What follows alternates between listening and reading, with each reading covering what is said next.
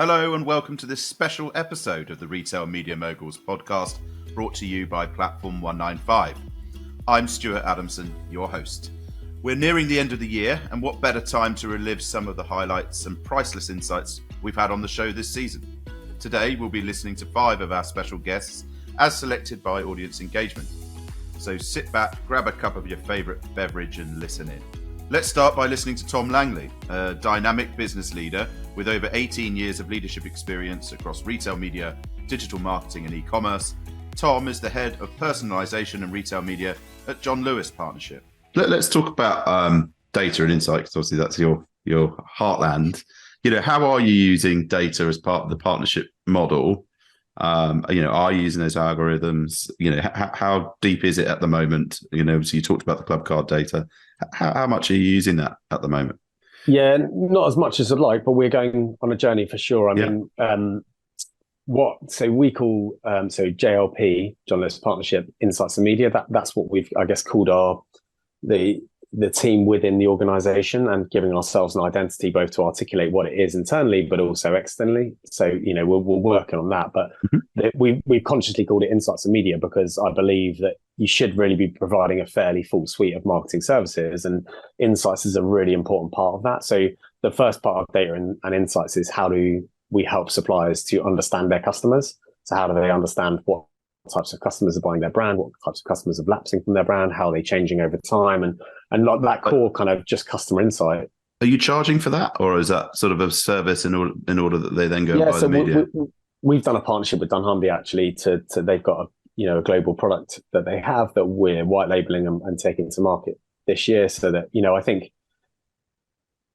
relatively speaking, the questions you want to ask, there's a few providers around the world who have created these solutions that help you answer questions about your customers, of what types of customers are buying it. And so, in that model, there is a license fee per year for the suppliers to essentially access that insight and understand their customers. So I think that helps you then make better decisions across the retail journey. So it's not just about media, but media becomes one of those areas where you say, okay, now I understand that I've got I'm winning with this group of customers, and they're spending a lot of money, whereas I'm actually, let's take men's, you and I, men's fashion. So I'm buying a Ted Baker shirt, but I also bought a Reese shirt, and I've also bought some own label, and seeing how customers are repertoire shopping across categories as well, and understanding that, so that the marketeers can then go, how am I going to market differently? And I think we've not had that base kind of understanding of customer to then feed into how do people then build their plans. So that's the kind of first part of the journey, is to ensure that we have,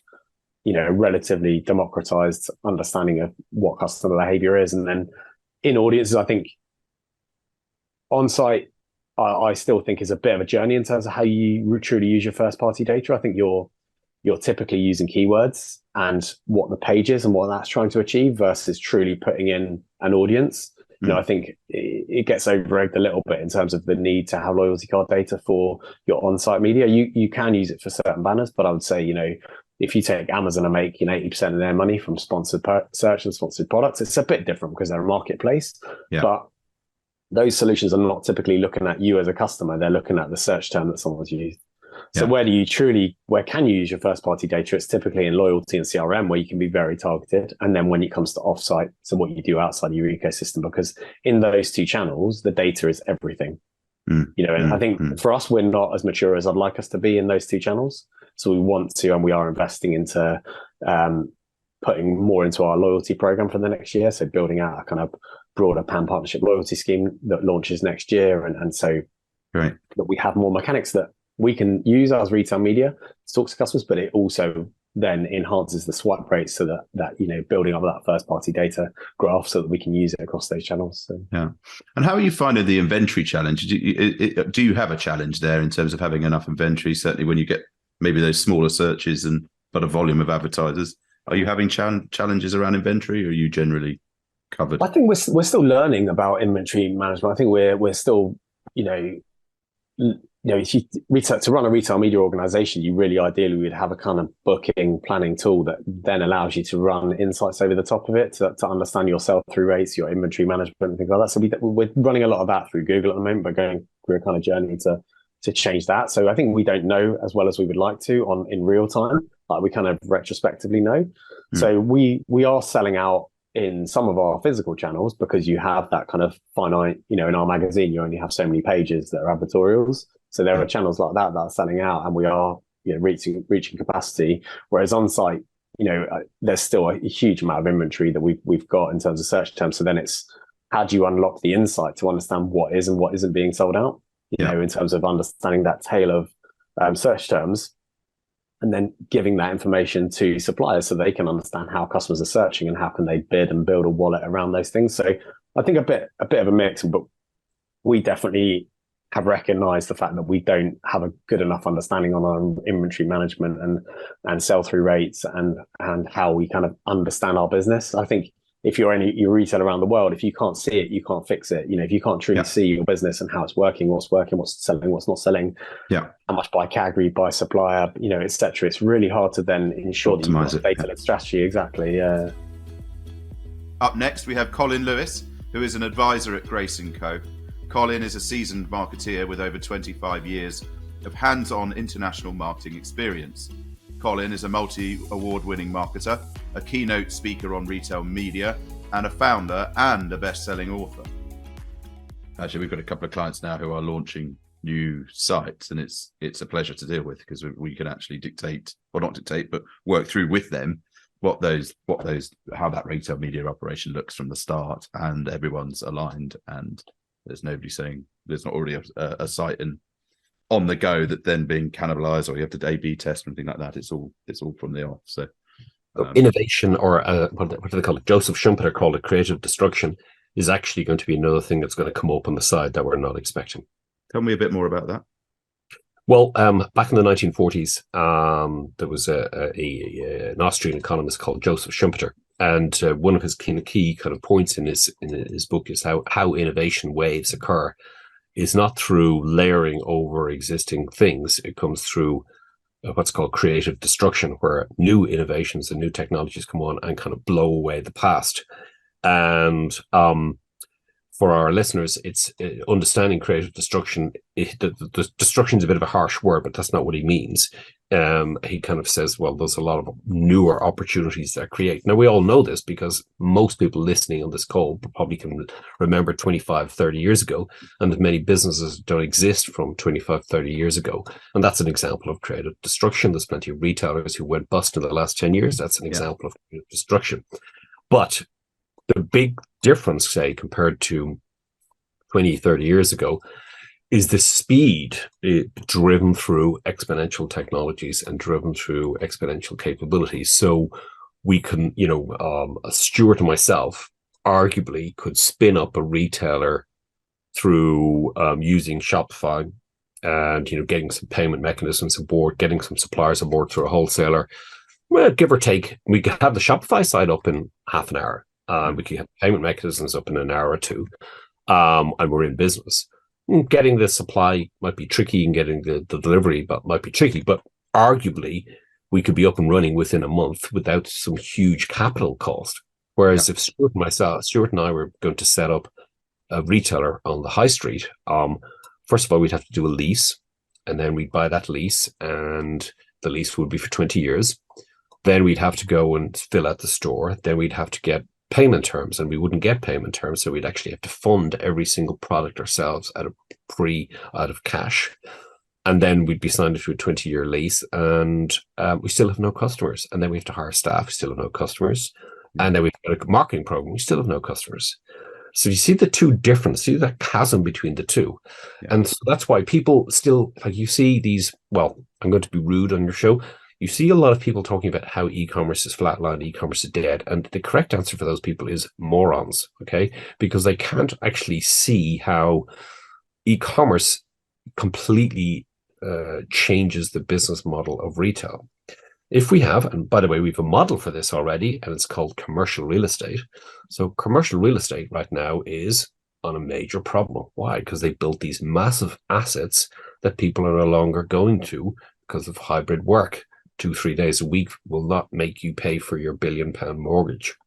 So if we take the same thing with retailing, which do you want? Do you want to open up a shopping mall, out of town that costs billions to build, needs to be filled full of staff and have lots of attractions to get people there? Or B, do you want to set up, Lewis and Adamson retailers, run it from a very cheap warehouse using cheap technologies and deliver exactly the same experience, but online? There is only one answer, Stuart. Yeah. That's why e-commerce has barely started. We're actually in the Web 1 was the original phase of the web in the 2000s. Web 2.0 was obviously the rise of social media, and we're now about to do Web 3, and it's going to make the other one look like kindergarten. Well, I think if we did set up a retailer, we wouldn't need a warehouse because it'd be in travel. But yeah. Well, I think that's a really good point. But the rules don't apply in many cases on services. It's kind of interesting. You hear a lot on marketing talk about how we shouldn't discount. I'm like, well, if there's no cost of delivery, and it's a marginal cost of delivery, you can discount all you like. And people can't tune into this because they still live in this world of hard products rather than abstractions and algorithms, which is essentially what e-commerce and marketplaces are.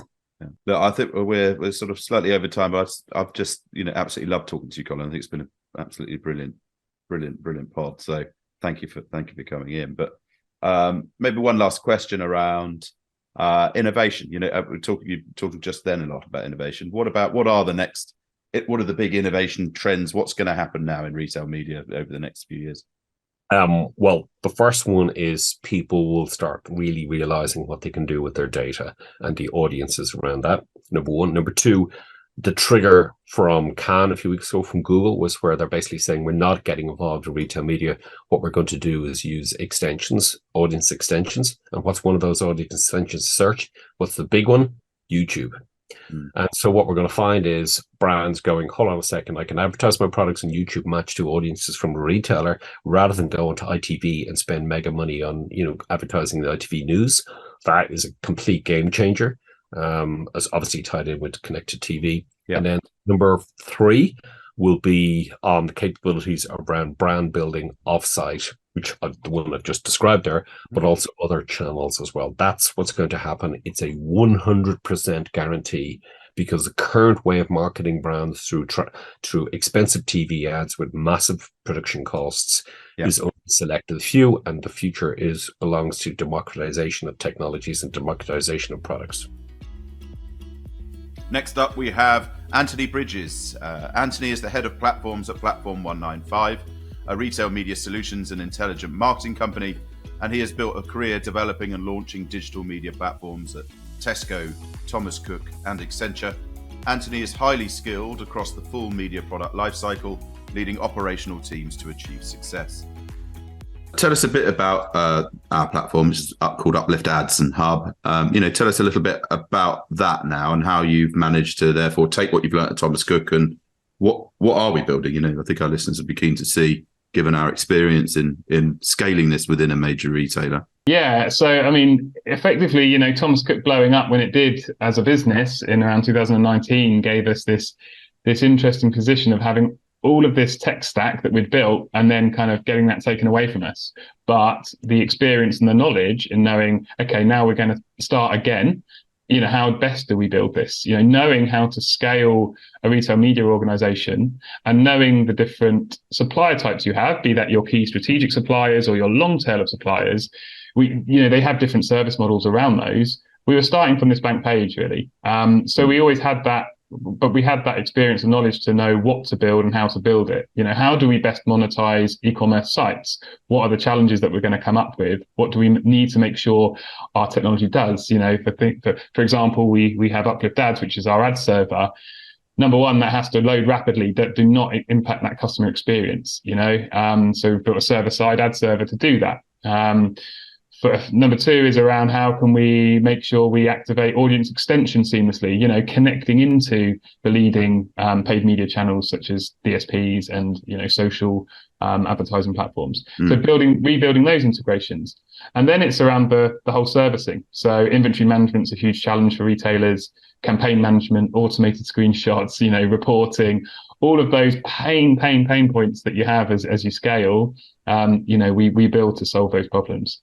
Which we had experienced. So we knew kind of where to start with, and we adapt it for Uplift as a platform, we adapt to just meet our clients' requirements around, how they service their retail media.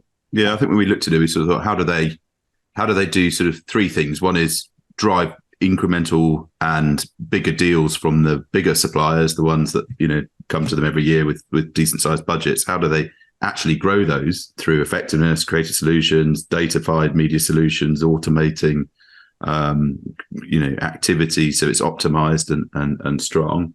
And then the second piece being that whole long tail of suppliers with small budgets, how do we help them scale all of that?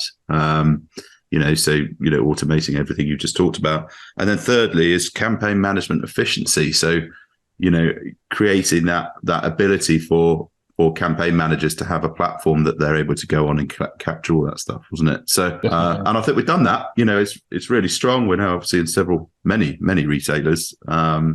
So I think and actually it's great seeing that platform evolve a bit. In that evolution, then what's next? What's coming? Do you think? Not necessarily with us, but obviously we're at the forefront of it. But where do you see things evolving for these guys? Well, there's, there tends to be a sort of typical journey that retailers take, and so much that they start to look at how they can monetize their owned media first. What types of solutions can we have on our sites? Things like sponsored products, display ads, video ads.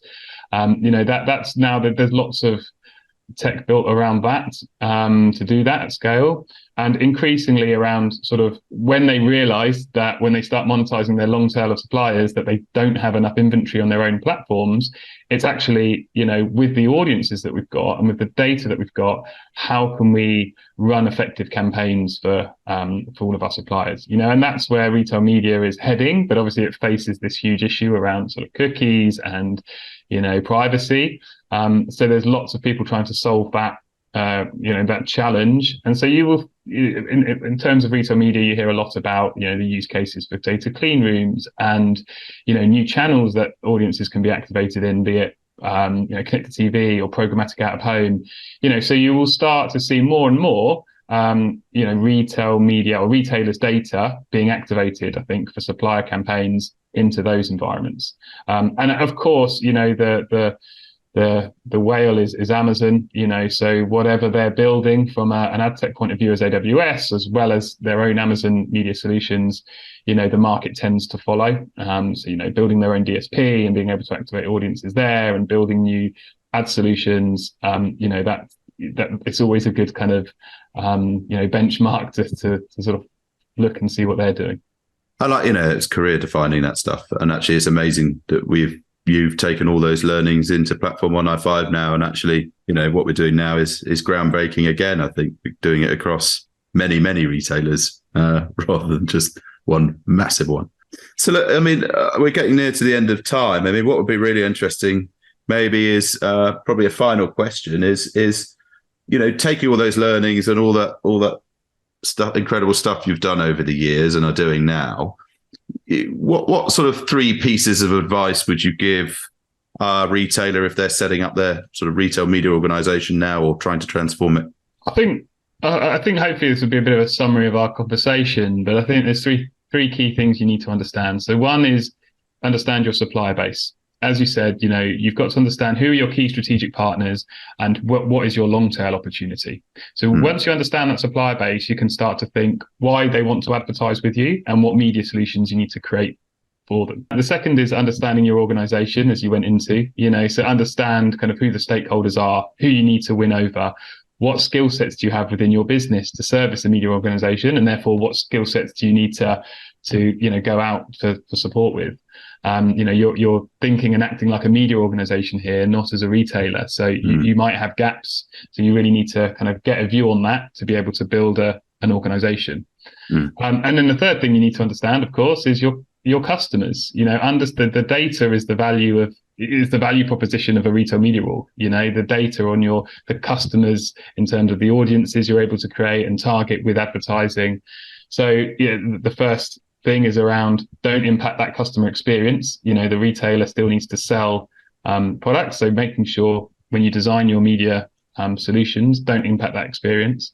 But look, really understanding those audience segments and how they're valuable to your supplier base and your advertisers, that is what you need to understand, because then once you know that, you can think, well, how can I activate against those audiences? What solutions do I need? What channels do I need? What creative content will resonate with them?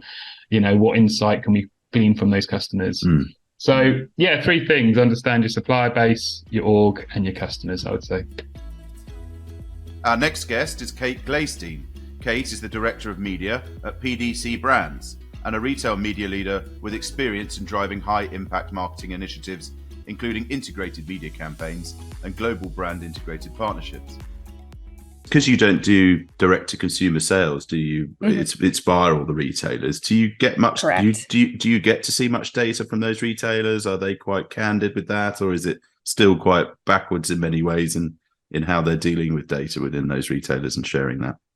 Yeah, I think it depends on the data that you're looking to find. There is some areas where larger retailers are willing to help you paint a clearer picture of your consumer, to understand. Obviously, there's point of sale data, but there is still a lot of missed opportunity, I'd say, in the transparency that you get from some larger retailer partners. So that is still a challenge. And I think there's the misconception right now too, where there's such a ubiquity when it comes to DTC and brands leveraging DTC, which I think is great. But with some companies, you just logistically don't have the opportunity to offer that to your clients. So retailers is really where our company, at least where I am now, we're kind of pigeonholed into the retailer world, not as a challenge necessarily, but it gives us the opportunity to be in more places for the consumer, without putting too much of the cost on the consumer or us having to absorb costs of working as a DTC. Yeah. What would you love to see, really? So obviously you said you're seeing bits of point of sale data. What sort of data would you love in an ideal world? And I know the world isn't ideal, but would you love to see from those retailers? I'd say number one for us is benchmarks. A lot of what we're doing is new. We're a growing company. So as we're working, we're trying to understand if our campaigns, if our new partners, content, whatever it might be, if it's working for us. It really depends on, well, how does it compare to our category? How does it compare to our competitors? And I know competitors can be a tall order, but I think if you at least look at category, I think that's where we can really get a better picture of what we're doing. And that's where we've struggled the most, I'd say, is getting those benchmarks from our third-party partners. Yeah, brilliant. Very interesting. We're seeing that quite a lot across the board from our clients as well, and wanting that, and and actually getting we're building some dashboards for brands in order that they can see all of their strategic partnership data going into one place, but anonymized, so that it protects the retailer but gives the brand that insight that they want. It feels like there's a big move towards that space, or should be relatively soon, I think. Tell us about the transparency piece then. Are you getting much transparency from the retailers in terms of how they report to you in terms of product sales and things like that? Because traditionally that's been a challenge. In terms of our sales, yes, we do have a decent amount of transparency. One thing I would also love to see more of is understanding the consumer shopping cart experience. I think you understand how your products are moving, but I think when you see a broader picture of what the consumer is buying, you can understand where your products fit in their lifestyle, and that's one area that I think we get the reporting from, or we do our research within the consumers, but when it's self-reported, it's not as honest. I don't think consumers are even honest with themselves into why they're necessarily buying the products that they're buying. So I think when you get the data, which gives you a little bit clearer picture, whereas what other products are in their cart, what are they really shopping for, what is even the overall shopping cart cost, and you understand where your products fit in, that I think would paint a really clear picture for us, and be transparency that I don't think any retailer is really willing to offer at this point. Yeah. So how are you seeing, because obviously you're the director of media and you oversee not just the retail media piece, but obviously the main media piece as well. But are you seeing a shift within that to sort of doing more retail media campaigns? Are you pushing budget more towards your retail partners, or are you still, how is that mix changing, if at all? Yeah, well, we work with so many retail partners. We really have to give an equal opportunity when it comes to commerce and how we're driving our point of sale. But I'd say from a media mix standpoint, we are looking for more opportunities within e-commerce, and I think there's more and more that are being offered to make it a frictionless experience for the consumer when they go from what they're doing, how they're consuming media, what content they're consuming, and making sure that our messaging shows up in a way that aligns to the content, aligns to the experience that they're having, and then also provides some kind of call to action, retail opportunity that doesn't drive them completely away from the experience that they're having. So we do work with a lot of third-party retail platforms right now that can aggregates all of the retailers that we do work with and provides a consumer whatever purchase opportunity is most convenient to them. So I think that type of technology is where we want to lean more and more into. It does keep us a little bit more in the digital space, but we are looking for opportunities because I still believe in the impact of, whether it be connected TV or linear TV, that still provides an opportunity for the brand to really grow. And when our portfolio is a number of kind of burgeoning brands, we still need that upper funnel impact. Yeah. And those retail media platforms that you're using, are they, as you said, they're going across multiple retailers? Are you putting, what type of spend are you putting there? Is that your traditional trade spend, or are you putting in brand spend into that? It's mostly brand spend. It's, yeah. So there's a big shift in that, because that was obviously previously for connected TV and linear TV and things, and now it's moving towards retail media platforms. Yeah, I'd say percentage wise, it fits almost into the ad serving cost bucket at this point. It's sort of just cost of doing media. It's providing the consumers with some kind of landing page experience. And that is the cost of not being a DTC, is that you do have to, again, like rely on those kind of third party platforms. And you can't specifically, we don't have the opportunity to drive to one specific retailer. So that's why we kind of rely on these outside platforms. But yeah, I mean, it does come at a cost of our upper funnel and more brand media buckets. But I think we're now in a world where those lines are being blurred from a consumer experience. It's not always, okay, well, here's for like our brand awareness and brand building, and this is a retail media. It is kind of melding into one larger experience for the consumer, so that you do have to have all of those, reasons to believe, brand identity, purchase driving messaging kind of in one experience and in one bucket. We wind up this special episode by listening to Peter Bond, the Strategic Partnership Acceleration Lead at Flywheel Digital. Peter is considered a leading figure in retail media and has held various senior leadership roles during his 30-year career, working for companies such as Fetch, Power Reviews, Spins, CVS Health, dunnhumby and IRI, to name just a few. He is also the founder and co-host of the CPG Guys podcast. I think one of the things we did when we were working with Thomas Cook was actually we helped set up a separate limited business, which was effectively a creative and content agency, and used that as an opportunity to not only separate in the suppliers' minds around the fact that this wasn't just trade dollars going to a retailer, but was also actually a full marketing services business. And that is something that has to be done.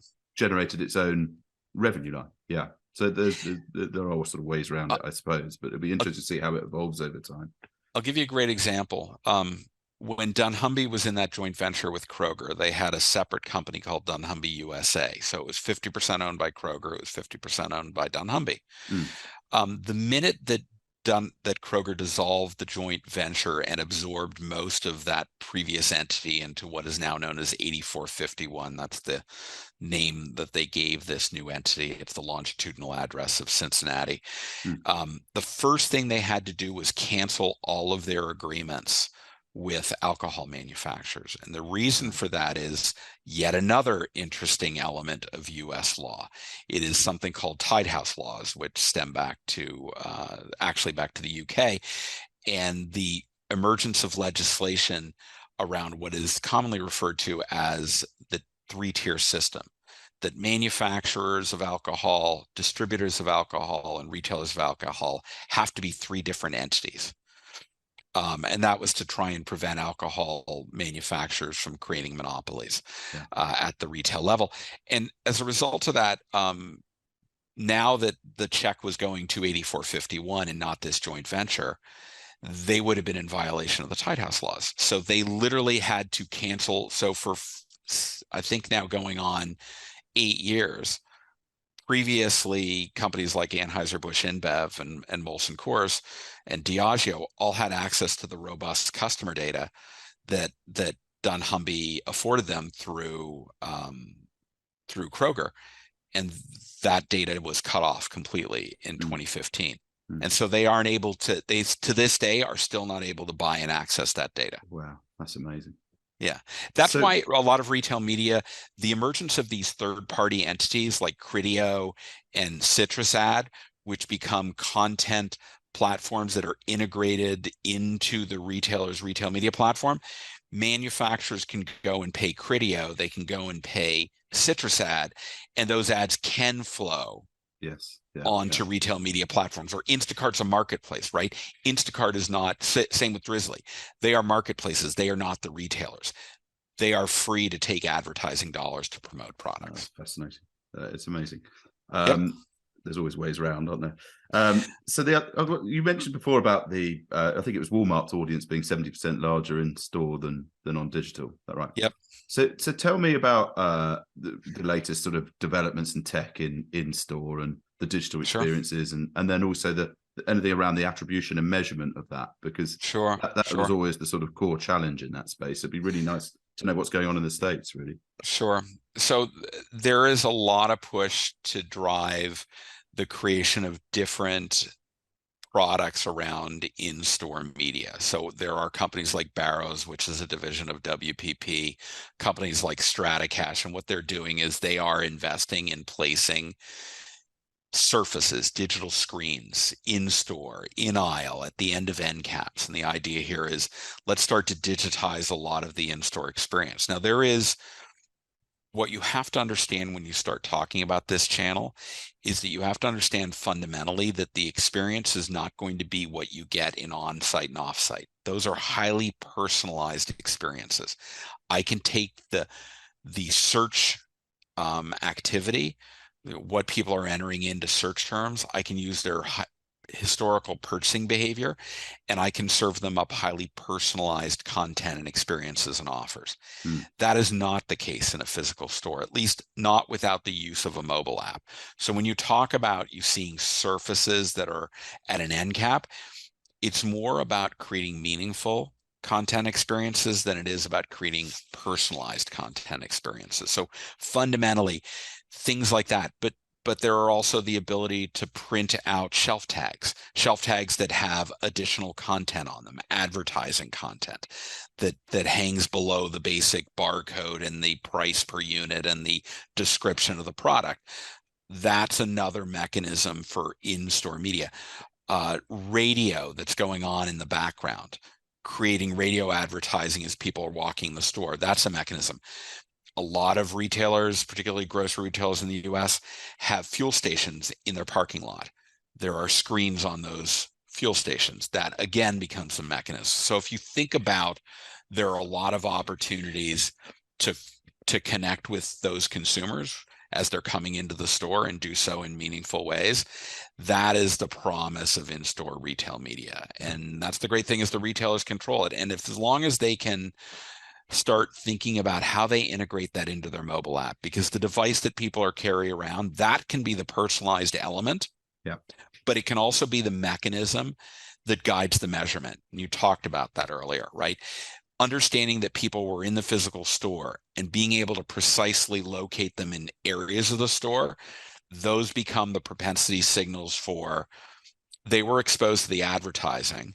Now let's see, did they actually make a purchase in store or online? If you can do that, then this closed loop environment becomes really desirable to advertisers that are finding that the old freestanding insert is less powerful, that linear television advertising, Walmart's in-store audience is twice as large on a weekly basis than the Super Bowl delivers. And the Super Bowl is once a year, right? So if you start understanding that scale and saying, wow, in-store is really powerful and I can't reach people through linear television, but I can through in-store activity, they're the ones. You look at what Kroger's doing, and as Kroger looks to consummate its merger and acquisition with the Albertsons companies to make them much more competitive with Walmart, that becomes a real powerful, and that's something that will give them, to a degree, a step up on Amazon. Because in the United States, Amazon's still the 800-pound gorilla. They still garner 70 to 80% of all the retail media dollars. Yeah. Right. Amazing. Everybody's chasing Walmart. That's not the case in Europe. It's not the case in APAC and elsewhere in South America and Latin America. Amazon's still the 800-pound gorilla, but Walmart and Kroger and those that have in-store audiences and have the ability to create solutions that can advertise in-store, suddenly they have something that Amazon can't catch up to. At least not in the foreseeable future. Like Whole Foods is not a viable competitor to Walmart's physical stores or Kroger's physical stores. Thank you for listening to this special episode of the Retail Media Moguls podcast, and we hope you enjoyed it as much as we did while putting it together. From all of us at Platform 195, we wish you and your family a happy, healthy and prosperous 2024. Be sure to join us again next year as we continue to engage with retail media leaders who share their learnings and insights with you.